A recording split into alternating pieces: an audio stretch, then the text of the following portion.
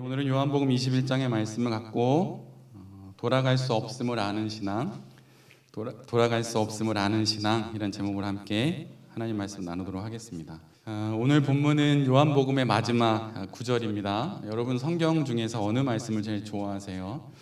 사실 저는 요한복음 21장이 제일 좀 의미 있는 구절이에요. 예전에 저희 소그룹 할 때도 잠깐 나눠드렸는데 제가 그 예수원에서 기도할 때 기억나시나요?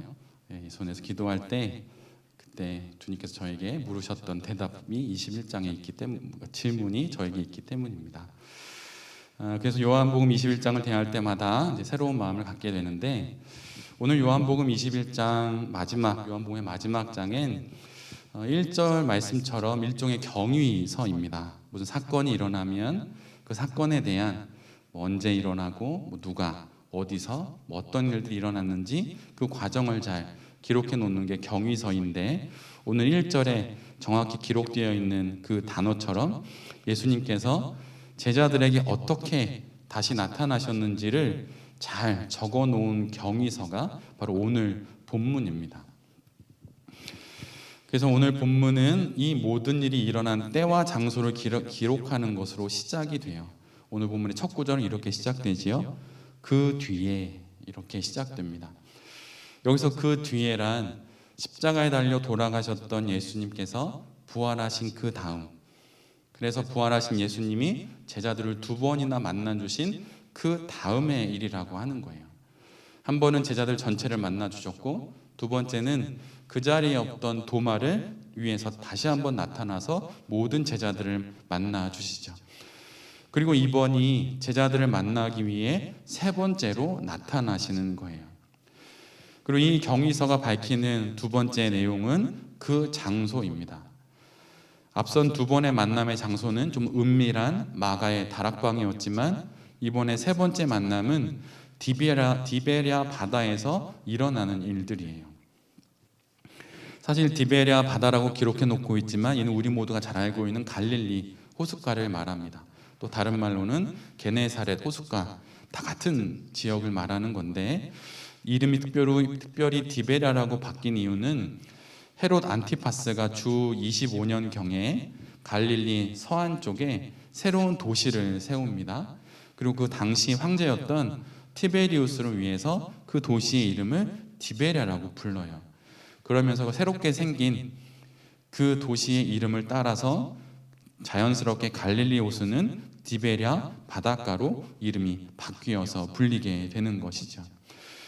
이처럼 제자들은 부활하신 예수님을 만난 뒤 바로 그 시간에 자신들의 고향으로 돌아가서 그 장소에서 오늘 이 일을 경험하고 있는 거예요. 우리가 다 잘 알다시피 예수님 제자들은 부활하신 예수님을 직접 만났습니다. 직접 그들은 만났어요. 대화도 나눴습니다. 근데 그럼에도 불구하고 왜 그들은 다시 갈릴리 그 바닷가로 돌아간 것일까요? 왜 예수님을 만나고 다시 자신들이 예전에 살았던 그 삶으로 마치 3년 전의 삶으로 백투더퓨처 하는 것처럼 과거로 돌아가는 것처럼 타임머신을 타고 과거로 돌아갑니다. 왜 이렇게 하는 것일까요? 그 이유를 성경은 정확하게 기록하고 있지는 않아요. 그러나 이 경위서에 기록된 첫 인용문을 통해서 어느 정도 추정해 볼 수는 있습니다. 지금 바닷가에는 총 7명의 제자들이 있습니다.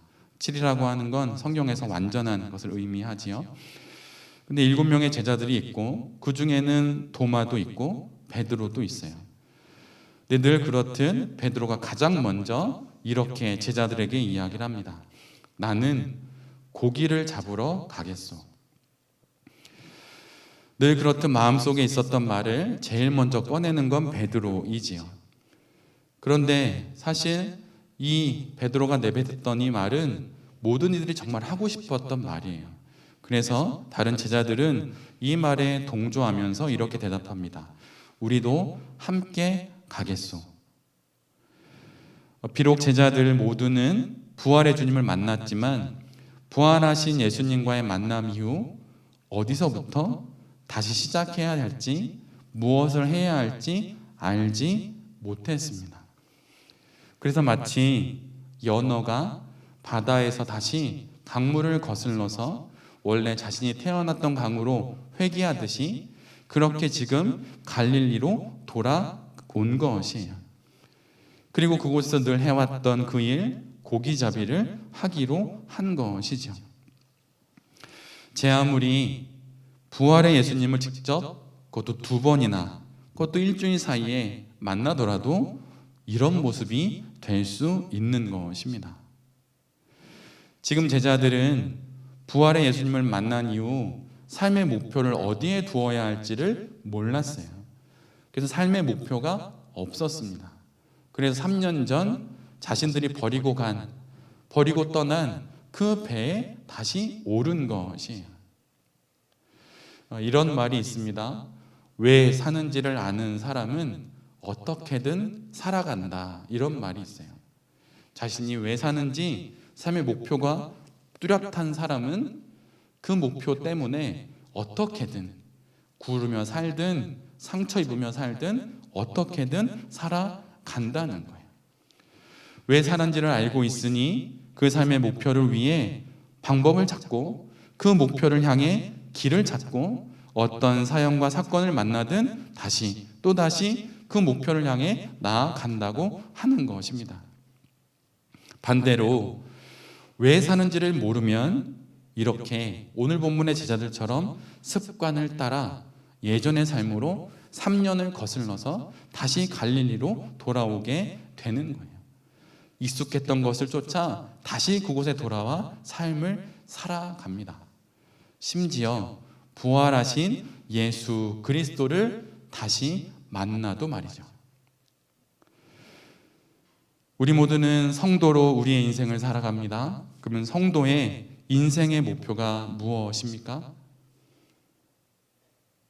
여러분, 우리 모두 성도로 살아가는 우리의 인생의 목표가 무엇인가요? 만약 이 질문에 머뭇거림 없이 바로 무엇인가를 얘기하고 있다면 그것이 우리의 인생의 목표이겠죠. 근데 만약 머뭇거린다면, 아니면 만약 잠시 뭐지? 라고 생각하려고 한다면 오늘 본문에 등장하는 제자들과 우리는 똑같은 사람이에요. 설사 부활하신 예수 그리스도를 만난다 하더라도 말이죠. 성도의 신앙 인생의 목표가 무엇입니까? 그것은 인생이라는 글자 앞에 신앙이라고 하는 단어를 붙여서 우리가 살아가는 인생을, 우리의 삶을 신앙 인생으로 부르는 것처럼 우리의 인생의 목표는 예수님과 동행하는 거예요. 부활의 예수님이 계신 곳에 나도 있고 그분이 하시는 일에 나도 동역하며 살아가는 것이 바로 우리 인생의 목표입니다. 그게 없으면 부활의 예수님을 만나도 다시 자신이 버린 그 배에 다시 오르는 거예요. 부활의 예수님을 만난 이후 다시 원래의 삶으로 돌아갈 수는 없습니다. 우리는 예수님과 함께 동행하는 그 인생을 우리 인생의 목표로 삼고 그 길로 걸어가는 성도들이기 때문이에요. 이런 인생을 살아가는 우리 모두가 될 수 있기를 간절히 바랍니다. 얼마 전에 유튜브를 보다가 건강에 관련된 유튜브를 우연찮게 쇼츠처럼 보다가 그게 딱 떴어요. 근데 거기서 정형외과 의사가 이런 얘기를 하더라고요. 일상을 바꾸지 않는 한 증상은 개선되지 않습니다. 아무리 좋은 약을 먹고 상태가 조금 호전되고 치료를 받아서 많이 회복된다 하더라도 일상을 바꾸지 않으면 증상은 다시 나타난다는 거예요. 신앙 인생에서도 마찬가지입니다. 부활의 예수님을 그것도 일주일 사이에 연이어 2번이나 만나도 삶을 부활의 예수님께 맞추지 않으면, 일상을 바꾸지 않으면 예수님 만나기 이전으로 돌아가는 그 증상은 또 나타나는 것이에요. 예수님을 만나는 그 인생은 그 이전, 예수님을 만나의 그 이전으로 돌아갈 수 없다는 것을 우리 모두가 반드시 기억해야 합니다. 그러기에 우리의 일상을 하나님과 예수님과 동행하는 일상으로 부단히 만들어내려고 애를 써야 하는 것이죠. 이미 우리는 예수님과 만났습니다. 이 사건은 벌어졌고 그 만남을 지나 지금 우리가 여기에 있는 것입니다. 여러분, 예수님을 만나십시오. 그분을 매일 만나고 그분과 매일 함께 살아가십시오. 그리고 앞으로 나아가십시오. 시간을 되짚어서 다시 갈릴리 호숫가로 돌아가서 배에 오르려고 하지 말고 뒤를 돌아보지 말고 부활의 예수 그리스도와 함께 그분이 계신 앞을 향하여서 나아가십시오. 시간은 앞으로 흘러갑니다. 우리 인생도 앞으로 흘러가요. 또 그 인생으로 하고 있는 우리의 신앙도 앞으로 흘러가야 하는 것입니다. 후회 없는 인생이 없고 또한 실수와 실패가 없는 인생이 없죠. 다 있습니다. 근데 이미 그것은 다 지나간 일들이에요. 3년 전에 내가 버리고 떠난 갈릴리 호숫가에 그 낡은 배인 거예요. 시간을 되짚어 다시 그곳으로 돌아가 그 배에 오른다 한들 그것이 우리에게 무슨 의미가 있겠습니까? 앞을 보십시오. 앞으로 나아가십시오. 이전 것은 지나갔으니 보라 새 것이 되었다고 말하고 말씀하신 고린도 후서 5장 17절의 이 말씀을 기억하십시오. 그 말씀의 앞부분이 이렇게 되어 있어요. 그런즉 누구든지 그리스도 안에 있으면 새로운 피조물이라. 새로운 것은 우리의 앞날을 위해 있는 것이지 우리의 지나간 과거의 그 일을 위해 새로운 것이 있는 게 아닙니다. 부활하신 예수 그리스도를 만나 제자들은 새로운 피조물이 되었어요. 그럼에도 불구하고 과거로 돌아간 거죠. 이미 지나간 이전의 일들로 돌아간 것입니다. 그런데 성경은 우리에게 정확히 말하고 있어요. 이미 그것은 지나갔으니 보라 새 것이 되었도다. 이 새로운 부르심 앞에 제자들이 서 있고 우리들이 서 있는 것입니다. 뒤를 돌아보지 마십시오. 뒤를 돌아보지 않고 내 앞에 계신 부활의 예수 그리스도와 함께 그분이 계신 곳, 그분이 나아가시는 곳에 우리 모두가 함께 나아갈 수 있게 되기를 간절히 기도드립니다. 아멘. 오늘 본문에 보면 연어처럼 디베랴 바닷가로 돌아온 제자들은 배를 띄워서 밤새 그물질을 합니다. 여러분 혹시 배 위에서 밤을 지새워 보신 적 있나요? 저는 있어요. 9박 10일 동안 2번이나. 예전에 말씀드렸죠. 배멀미로 9박 10일 동안 과자 한 봉지랑 사과 2개 먹고 그것도 2번이나 탔어야 됐었어요. 어쩔 수 없이. 근데 밤새 연구를 하게 되는데 저는 멀미라니까 못했어요. 그런데 밤새 배를 띄워서 밤새 일을 한다는 건 정말 고된 일입니다. 정말 힘들어요. 배는 흔들리고 어두운 곳에서 그걸 해야 되니까 정말 힘듭니다. 잘못해서 떨어지면 누가 떨어졌는지도 알 수 없어요. 못 찾는 거예요. 그런데 제자들은 배를 띄워서 밤새 그물질을 합니다. 그런데 한 마리의 고기도 잡지 못해요. 그렇게 시간이 지나서 밤이 지나 동틀 무렵이 되었습니다.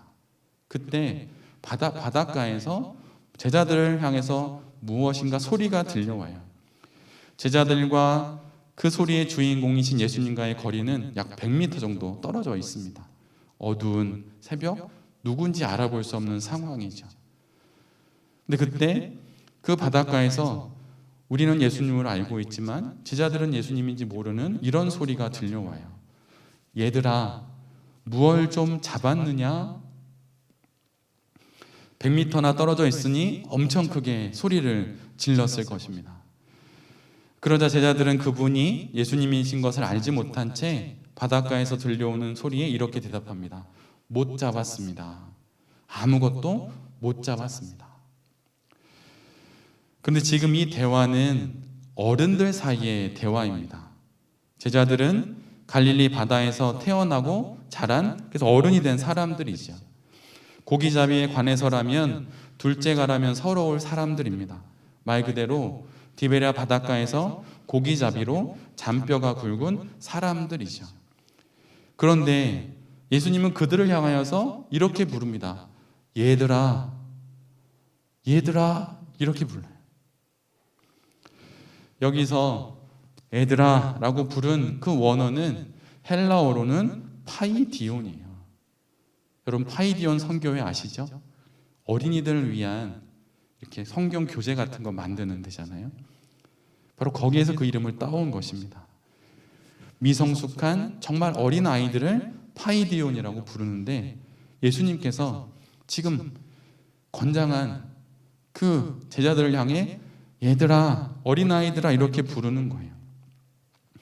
성경에서 파이디온이라고 하는 이 단어가 성인을 향해 불려지는 곳은 이곳이 유일합니다. 그리고 부활하신 예수님이 유일하게 단 한 번 성인인 제자들을 향해 이렇게 부르시는 거예요. 예전에 몽골 선교를 갔을 때 일입니다. 송이자매하고도 같이 갔었는데 그때 선교를 다 마치고 마지막 날 하루를 이렇게 리트릿처럼 좀 회복하는 시간을 갖습니다. 근데 그때 몽골의 테르지라고 하는 국립공원에 간 적이 있어요. 근데 그곳에서 저는 처음으로 말을 탔습니다. 2016년쯤인 것 같은데, 근데 말이 이렇게 있으니까 뭐 무섭거나 그러진 않았는데 제가 처음 해보는 거니까 어른인 저는 이렇게 조심조심하면서 낑낑하면서 말을 여러 무리가 있는 말 중에 하나를 몽골 분이 권해주셔서 그걸 탔어요. 그런데 제가 탔는데 바로 제 옆에서 제가 탄 말보다 더 큰 말을 초등학생보다도 더 작은 아이가 거뜬히 타고 달리는 거예요. 자유자재로 말을 이렇게 이리저리 이끌면서 아이가 타는 겁니다. 그 모습을 보면서 많이 놀랬죠. 그런 기억이 있습니다. 이처럼 다른 곳에서는 모르겠지만 말 위에서만큼은 저는 어린아이이고 그 몽골 어린이는 어른인 것이죠.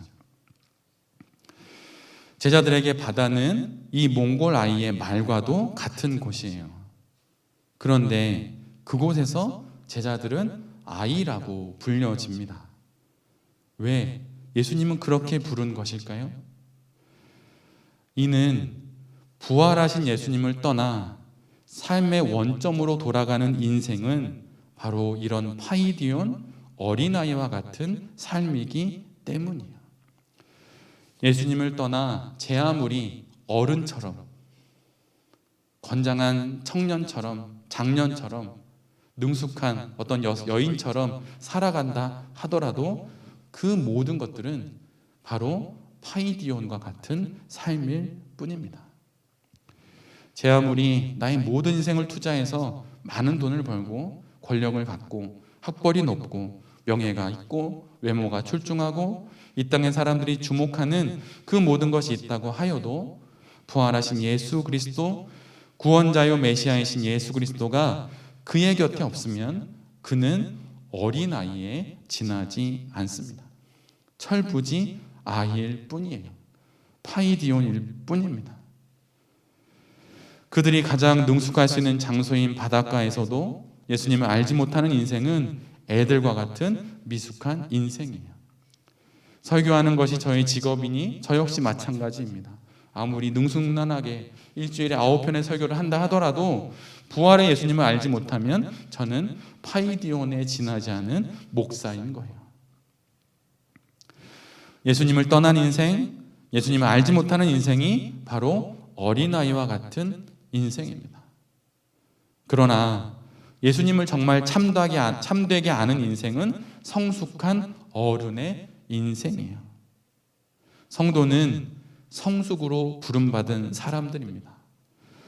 여러분의 신앙은 2년 전, 3년 전, 아니 예수님을 믿었던 그때와 비교했을 때 얼마나 성숙했습니까? 우리는 성도는 성숙해야 합니다. 정말 성숙해야 해요. 그 성숙의 시작이 바로 부활의 예수 그리스도를 아는 것이에요. 그것으로부터 시작되는 것입니다. 에베소서 4장 13절로 14절에 이런 말씀이 있어요. 그 중에 14절만 읽어드리면 우리는 이 이상 더 어린아이로 있어서는 안 됩니다. 그리스도의 장성한 분량이 충만한 데까지 이르러야 한다고 주님께서 우리에게 목표를 말씀해 주셨어요. 너희들 그리스도 예수의 장성하신 분량, 예수님이 이 땅에서 하나님 앞에서 성숙하고 장성했던 그 분량만큼 우리 역시 그곳으로 나아가서 더 이상 어린아이가 되지 않고 성숙한 그리스도인의 삶으로 부름받고 있다고 하는 거예요. 여러분, 성숙하십시오. 남이랑 비교할 거 없어요. 나의 이전에 그 어떤 신앙의 경험과도 비교할 거 없어요. 어제와 나와 오늘의 나를 비교했을 때 내가 더 성숙한 그리스도인이 되었다면 잘 살고 있는 것입니다. 그럼 어떻게 성숙해지는 것입니까? 부활의 예수 그리스도를 날마다 만나야 하는 것이에요. 그 성숙한 신앙의 어른이 되는, 나이에 상관없이 그런 어른이 되는 여기 있는 우리 모두가 되기를 간절히 기도합니다. 예수님은 애들아 라고 부르시고 뒤이어 이렇게 물으셔요. 무얼 좀 잡았느냐? 새 번역은 이렇게 번역을 하지요. 예수님이 제자들이 밤새 고기를 잡지 못했다는 것을 모르셨을까요? 정말 고기를 잡았나 안 잡았나, 2마리 잡았나 몇 마리 잡았나 모르셔서 물으셨겠습니까? 여러분, 그렇지 않아요. 다 아시는 거예요. 그런데 왜 이렇게 물으시는 것일까요? 우리가 잘 알고 있는 물고기를 뜻한 헬라어는 익투스이지요. 그런데 오늘 본문에서 예수님의 질문, 얘들아 무얼 좀 잡았느냐에 등장하는 단어는 익투스가 아니에요. 비록 개역 개정은 너희에게 고기가 있느냐라고 이렇게 번역해 두었지만 새 번역이나 공동 번역에 보면 얘들아 무얼 좀 잡았느냐 이렇게 번역해 놓고 있어요. 여기서 무엇으로 번역된 헬라어 원어는 고기를 뜻하는 익투스가 아니라 헬라어의 발음은 프로파기온이에요. 이것은 진귀한 음식을 말합니다. 이 역시 성경에서 오직 여기에만 나와요. 그것도 부활하신 예수님이 사용하신 유일한 단어입니다. 이 단어의 뜻은 식탁에 올려지는 진미, 진귀한 음식을 가리키는 단어예요. 이런 의미로 본문을 해석하면 이렇게 되죠. 얘들아, 정말 귀한 것을 건졌느냐? 이렇게 물으시는 거예요. 3년 전으로 돌아가서 너희들이 익숙한 너희들의 무대인 그 갈릴리 호숫가에서 너희들이 제일 잘한다는 그물을 던졌는데 정말 귀한 것을 건졌느냐? 라고 예수님께서 묻는 거예요. 이는 이 또한 주님께서 물으시는 것입니다. 그래, 그렇게 부활한 나를 떠나서까지 얻으려고 했던 귀한 것이 있다면 정말 너희들이 그것을 정말 구했느냐? 라고 예수님이 물으시는 거예요. 우리가 알고 있는 찬양 중에 주 예수보다도 더 귀한 것은 없네. 이 세상 부귀와 바꿀 수 없네. 주 예수보다 더 귀한 것은 없네. 이 세상의 명예와 이 세상 행복과 바꿀 수 없네 라고 하는 찬양이 있습니다. 이 찬양의 가사처럼 가장 귀한 예수님을 떠나서 우리가 건져 올릴 귀한 것은 아무것도 없어요. 주님이 이렇게 물으시는 거예요. 그래, 나를 떠나니 살만하니? 나를 떠나 다시 그 예전의 삶으로 돌아가니 정말 귀한 것을 구하게 됐니? 라고 물으시는 것입니다. 오늘 예수님이 우리에게도 이렇게 물으셔요. 부활의 예수님, 메시아, 그리스도요, 구원자인 예수님을 떠나 나의 디베랴 바닷가에서 예전처럼 그렇게 그물을 던지며 그렇게 살아가면 정말 어른이 될 수 있고 정말 귀한 것을 건지며 살 수 있는 것이냐고 예수님께서 우리에게 물어보시는 것입니다. 신앙 인생을 살아간다는 것은 실은 귀한 것을 귀한 것으로 아는 거예요. 우리가 함께 부른 찬양의 가사처럼 주님과 함께 걷는 그 삶이, 이것이 내가 살아야 할 영원한 삶임을 알아 그것을 가장 귀하게 여기는 자가 바로 성도입니다. 인생을 살아가며 돈도 필요하고 건강도 필요하고 삶의 넉넉하고 안락한 형편도 우리에게 필요합니다. 그러나 가장 귀한 분을 가장 귀한 분으로 알 때 나머지를 제대로 사용할 수 있는 것이에요. 제자들은 예수님을 떠나 진귀한 것을 건지려 밤새 그물질을 합니다. 그러나 빈 그물만 계속 건져 올릴 뿐이었어요. 빈 그물과 같은 인생이 바로 예수님을 등지고 귀한 것을 찾는 인생입니다.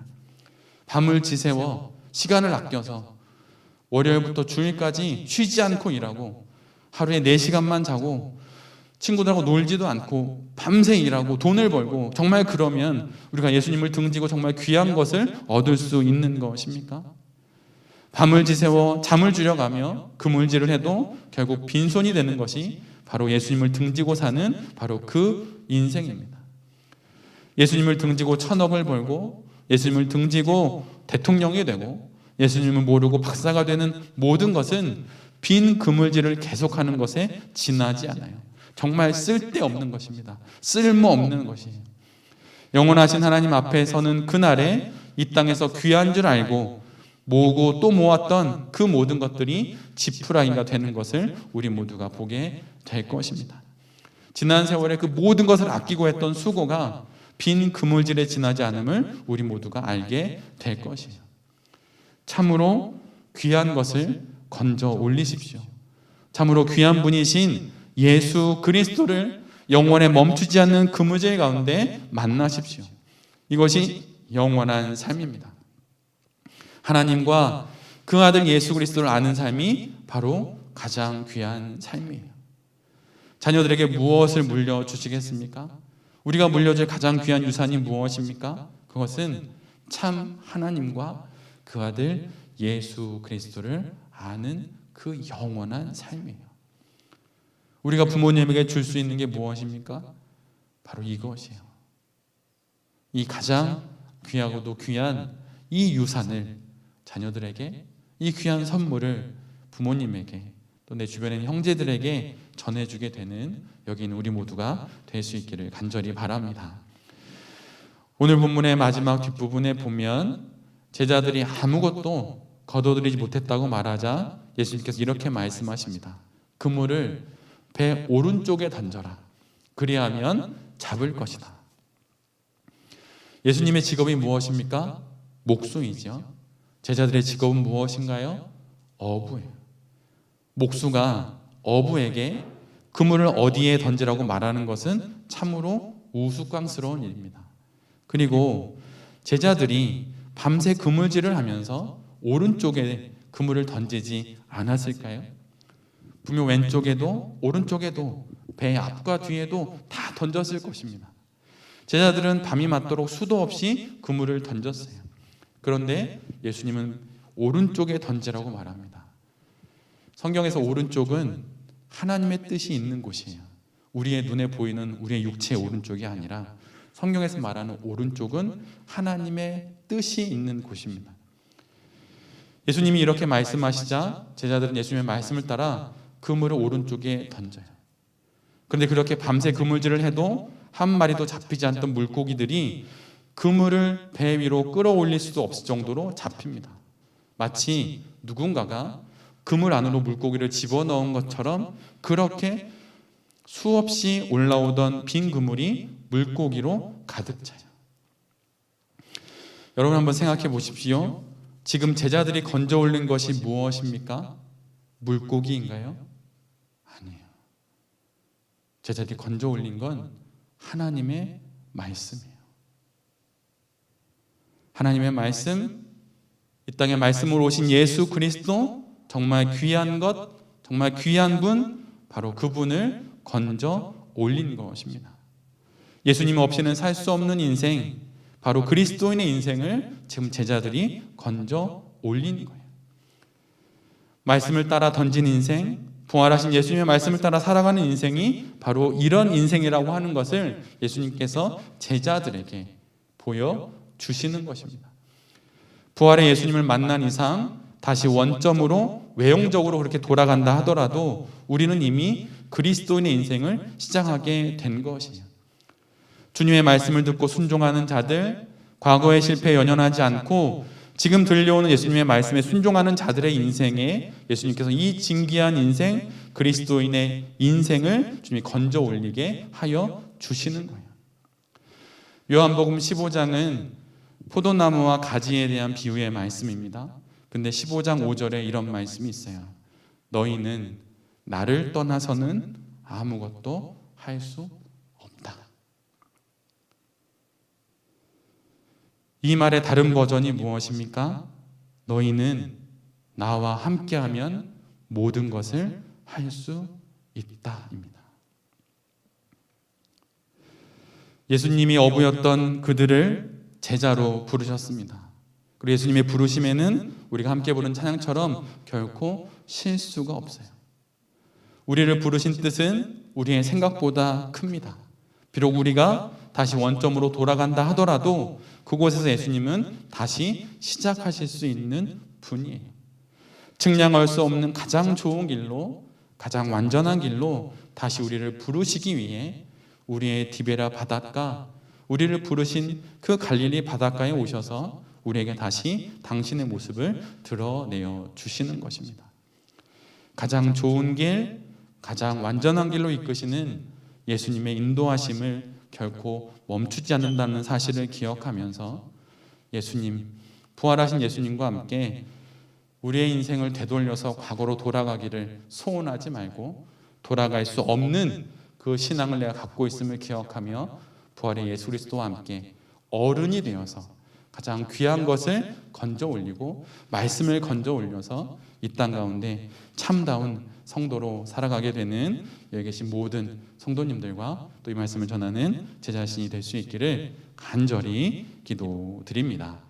아멘.